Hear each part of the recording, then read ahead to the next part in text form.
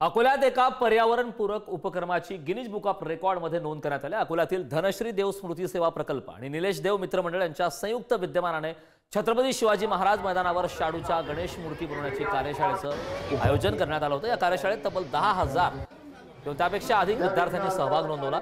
सर्वात मोठी कार्यशाळा असल्याचा बहुमान यावेळी मिळाला।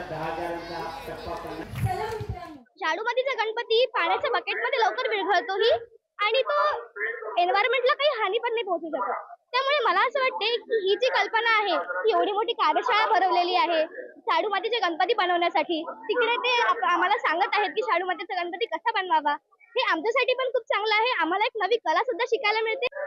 गणपती करणं हा आपण उपक्रम घेतला या ठिकाणी, तर मोठ्या प्रमाणात त्याच्यामध्ये सहभागी होतो आणि आज माझ्या अंदाजानं त्या उपक्रमाला त्या पद्धतीने प्रतिसाद मिळालेला आहे। मी असं म्हणेन की निलेश देव मित्रमंडळ यांनी जे उद्देश ठेवलं होतं ते पूर्णपणे साध्य झालं असं मी त्या ठिकाणी मानतो। आणि आजची ही जी कला जागृती करणं विद्यार्थ्यातली जी बाब आहे ती गिनीज बुकमध्ये सुद्धा रेकॉर्ड करण्यात आली। अकोल्याच्या इतिहासामध्ये पहिल्यांदा इतके मुलं शाडूमातीचा गणपती बनवत आहे। हे जगाच्या इतिहासात नोंद करण्याकरता 11:30 वाजता सर्टिफिकेट आपल्याला अकोलेकरांना मिळणार आहे।